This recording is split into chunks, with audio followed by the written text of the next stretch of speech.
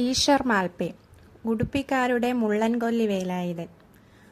മരണദൂതിന്റെ ഹുങ്കരം മുഴക്കി മലവെള്ളം കുലംകുത്തി ഒഴുകുന്ന പുഴയിലേക്ക് അയാൾ എടുത്തു ചാടുന്നത് തട്ടിപ്പിടിക്കാനല്ല, അവസാന ശ്വാസത്തിന് കണികയില്ലെങ്കിലും ശേഷിക്കുന്ന മനുഷ്യജീവന്റെ പിടച്ചിലുകൾ തേടിയാണ്. 20 വർഷം ഇതുവരെ അറബിക്കടലിന്റെയും ഉഡുപ്പിയിലെയും പുഴകളുടെയും കണക്കയങ്ങൾ മരണത്തിന്റെ നീരാളിപ്പിടുത്തത്തിൽ നിന്നും രക്ഷിച്ചെടുത്ത 20 പേരുടെ ജീവൻ കടലും പുഴയും കവർന്ന് ജീവനുകൾ വിടകഴിഞ്ഞ 200 മൃതശരീരങ്ങൾ വേറെ. മത്സ്യബന്ധനങ്ങൾ വളങ്ങൾക്ക് കുടിവെള്ളം എത്തിച്ചു കൊടുക്കുന്ന ജോലിയാണ് ഈശ്വർ മാൽപേക്ക്. വയസ്സ് 45. മുങ്ങാനും തപ്പാനുമൊന്നും അക്കാഡമിക് ക്വാളിഫിക്കേഷൻ നേടിയ ആളല്ല.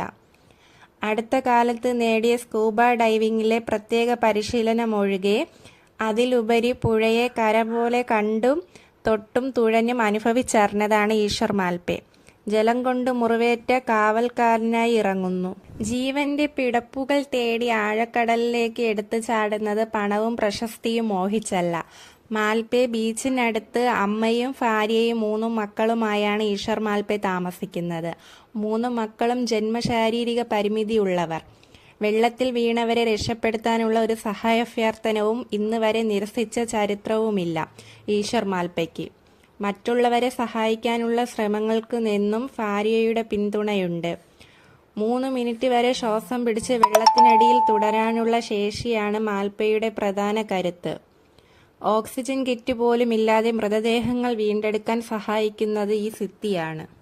ആത്മഹത്യ ചെയ്യാൻ ചാടുന്നവരെ പോലും മാൽപേ വെള്ളത്തിനടിയിൽ നിന്ന് ജീവനോടെ തിരിച്ചെടുത്തിട്ടുണ്ട്.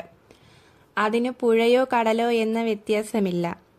നടുകടലിൽ കുടുങ്ങിപ്പോയ 2 ആഴക്കടൽ ട്രോളർ ബോട്ടുകൾ സുരക്ഷിതമായി കരയ്ക്കടുപ്പിച്ചിട്ടുണ്ട് മാൽപേ.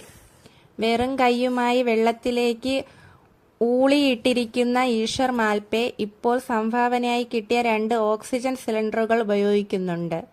സ്കൂബ ഡൈവിംഗിൽ ഇതിനിടെ പ്രത്യേക പരിശീലനം നേടിയ 1.25 ലക്ഷം രൂപ വില വരുന്ന ഒരു ഓക്സിജൻ റിഫില്ലിംഗ് കിറ്റ് കൂടി കിട്ടിയതിനാൽ തന്റെ സേവനം കൂടുതൽ ആളുകൾക്ക് ഉപകാരമാകുമെന്ന് മാത്രമാണ് അദ്ദേഹം പ്രകടിപ്പിക്കുന്ന ആഗ്രഹം.